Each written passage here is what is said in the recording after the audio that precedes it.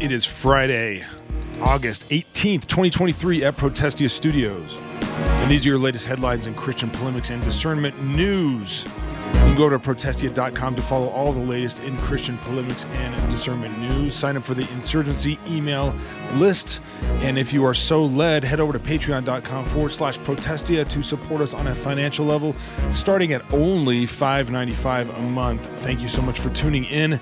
We're going to kind of focus on just one story here, coming from the SBC Interim Executive Committee. President Willie McLaurin has resigned in the wake of it being made known that he falsified credentials apparently on his resume. And we're gonna walk through this a little bit, hopefully with some additional details and some reminders of really how everything got here. This is over at the ChristianPost.com. Willie McLaurin resigns as interim SBC Executive Committee president over false credentials. The article reads that Willie McLaurin, interim president and CEO of the Southern Baptist Convention Executive Committee, has stepped down from the position after it was revealed that he had false credentials on his resume. So apparently what had happened was the executive committee was vetting him to be the permanent or at least, going forward, not an interim president, but the president. And so in doing their due diligence, they found out that while he claimed on his resume he held degrees from North Carolina Central University, Duke University Divinity School, and Hood Theological Seminary, apparently this was untrue. According to a statement shared with the Baptist Press, which is the SBC's press arm, or as we like to sometimes call it, Baptist Pravda, the SBC's official news service, the Executive Committee Chairman Philip Robertson and Presidential Search Committee Chairman Neil Hughes noted that the discovery came after weeks of investigations launched by the Search Committee members. The aforementioned institutions confirmed that McLaurin never graduated from their respective schools. In addition to resigning from his interim position, which he has been in since February of 2022, he is no longer considered a candidate for the position of the Executive Committee president. McLaurin apologized, imploring SBC members to forgive him for the harm and hurt he has caused. Now, on the face, I have really one question to ask about this straight up. If falsifying your academic record and whatnot on a resume is disqualifying and should result from immediate result in immediate resignation, is it not similarly, or perhaps even worse, to plagiarize sermons, steal work from other people, and pass it off as your own, including their personal stories? Yet there was no push from anybody in SBC land. Well, some of us, but certainly not those who were institutionally attached, to ask Ed Litton to step down as SBC president, when right after he was elected in 2021, it was revealed that he was basically taking J.D. Greear sermons and some Tim Keller stuff and some other things and passing them off as his own. That's my first thought in seeing this, and yet Willie McLaurin has stepped down from his interim role. Now, rewind the clock a little bit to February 2nd, 2022, so about a year and a half ago, and when he was named Executive Committee interim president and CEO. You'll note here, this is at Church Leaders from back on February 2nd, 2022. You'll note here that the EC chairman, Roland Slade, had said here in an interview that McLaurin was chosen for this position because of his experience as a pastor. So it wasn't his credentials, it wasn't where he went to school, it wasn't his resume. It was the fact that he had long-standing experience as a pastor. It says McLaurin, 48 at the time, he's 50, I'm sure, 49 or 50 at this point, served for 15 years at the Tennessee Baptist Mission Board before joining the EC staff in January 2020. And then down here, it says it was McLaurin's personal experience, according to Roland Slade, his pastoral experience, that made it clear that to the EC officers that he should be their choice. So that it was his pastoral experience, according to Roland Slade, and now it's like, now it wasn't his pastoral experience. It's where he went to school apparently is important. And I know we should say, falsifying that and basically lying on a resume is a serious problem. It shows a pretty significant character flaw, and obviously he made the right decision to step down, and they've made the right decision to no longer keep him in the running for the CEO and president of the EC. The reporting on this has been, kind of ridiculous, because this story has made it all the way up to major national secular publications like the New York Times, hit the Associated Press wire and things like this. And why? Is it because this is a major national story? No, it's because the SBC in secular press coverage and secular media has been painted as some sort of a massive haven for abuse and problems and all this. So really anything that makes the SBC look bad winds up making it all the way into major national media. And I mean, it does make the SBC look bad. It is a bad thing, but I suspect it wouldn't get nearly the traction that it seems to be getting outside of the last couple of years, and the SBC basically being labeled some sort of major sex abuse organization and whatnot. And you remember this is the story over at Christianity Today, which is just, it's a wire story from Religion News Service. So you'll see, if you see Bob Smetana right here as the author of the story, Religion News Service, it's kind of like the Christian version or the religious version of the Associated Press. So you can, for your publication, you can pay to get access to these stories and reprint them or republish them on your publication.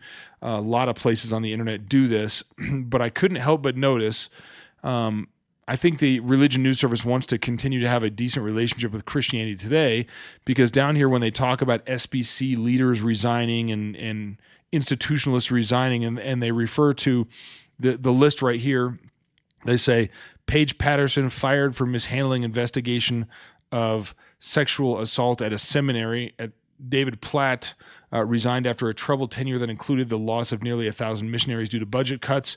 And then this one got me. Russell Moore, former president of the SBC's Ethics and Religious Liberty Commission, a critic of former President Trump, who had, this is why they say that, this is why Bob Smetana describes Russell Moore as leaving the SBC. He had forced unwelcome discussions in the SBC on sexual abuse. Yeah, that's why he left, supposedly. Now, we all know the actual reason he left. If you read Protestia, if you follow Polemics and Discernment, if you follow this issue, this is the reason that Russell Moore left the SBC. This was 3 years ago. So this would have been about the same time that Willie McLaurin was named. It was actually, we published this article on the same day that church leaders talked about him being named as the interim. So February 2nd, I'm a year off. The executive committee, a year before this, released a report torching the ERLC. The Southern Baptist Convention's executive committee task force charged with studying and reviewing the effectiveness of the ERLC released their findings yesterday, damning the embattled organization with faint praise for a bit of support engendered to them by a handful of churches. Basically, this report, and we have the links for it, assuming that they're still live. If not, we can certainly get those for you. But basically, this report noted that the ERLC, and Russell Moore in particular, but the ERLC's actions were causing cooperative program giving to decline. Churches were saying, we don't want to give to the SBC if you're going to use it for the purposes like this. And it was shortly thereafter, in 2022, that Russell Moore left the SBC and leaked, supposedly was leaked. I'm sure it was on purpose. His supposed letters to then SBC President J.D. Greer talking about all of the sex abuse problems in the convention. Now, of course, we asked at the time, why didn't Russell Moore reveal, if he was in possession of knowledge of sexual abuse going on, Why didn't he report that to the authorities? Why was that not known by anybody? Why was he not talking about this? Why was he covering it up, only to then on his way out of the SBC reveal that he supposedly knew all the bad stuff was happening? As I've described it over and over, he rolled a grenade under the SBC tent before he left. Well, over here at the Christian Post, this was October 11th, 2021. So this was after Russell Moore had left. A trustee of the policy wing of the SBC asserts that its former president, so this is a trustee of the ERLC, saying that Russell Moore, this is Jonathan Whitehead saying Russell Moore intentionally withheld information from trustees about disagreements with leaders in the SBC Executive Committee over the handling of sexual abuse in order to undermine trust at the denomination's annual meeting. So, we call this kind of the SBC's October surprise. Of course, it always happens in June, right before the convention. And this is in 2021, leading up to, we all saw the stunt where Grant Gaines brought Hannah Kate Williams up there to basically emotionally manipulate people into supporting the sex abuse task force on the notion that sex abuse was all over the convention. Of course, later the investigation and data demonstrated that wasn't true. But prior to that, Russell Moore leaks this letter, or somebody does. I mean, I don't think it was leaked. I think it was on purpose to shock the convention messengers into saying, "Oh my gosh, there are so many more worse things happening than we realize. We have to have a task force to get this done." It was all a manipulation. This article back from prior to the this would have been after the meeting, after the annual meeting in 2021, after the SBC Sex Abuse Task Force was commissioned. So Jonathan Whitehead, an attorney and trustee of the ERLC, said the leaked letters written by former President Moore to members of the ERLC's executive committee were leaked to the media before concerns were shared with the Board of Trustees. So Russell Moore writes this letter, apparently doesn't tell the ERLC, whom he's the current president of at this point, what he thinks is going on. He waits until it is most damaging to the convention and most manipulative, and then releases the letters.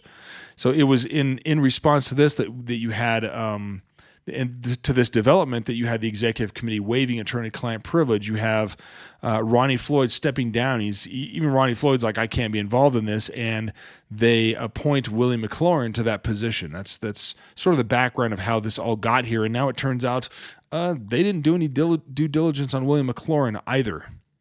And now Willie McLaurin has stepped down in light of him, I guess, and I don't know if all three schools on his resume are false or not, but the point is that they're not doing it. They didn't do their due diligence, probably partially because they were flummoxed and having a lot of difficulty handling all of this, and that's no excuse. They should have done their due diligence, but it's one more sort of embarrassing black eye to the SBC Executive Committee and the institution as a whole.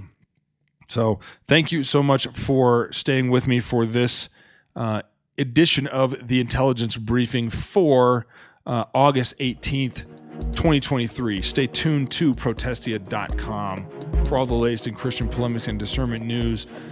Follow myself and the Protestia account on Twitter if you're a Twitter user.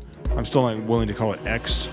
But if you're a Twitter user, and follow myself or Protestia to get this information sent to you, or just head over to the website and we'll see you over there. Have a good rest of your Friday. Have a good weekend. Go to church on Sunday and worship with the saints. We'll see you next time. And as always, Semper Reformanda.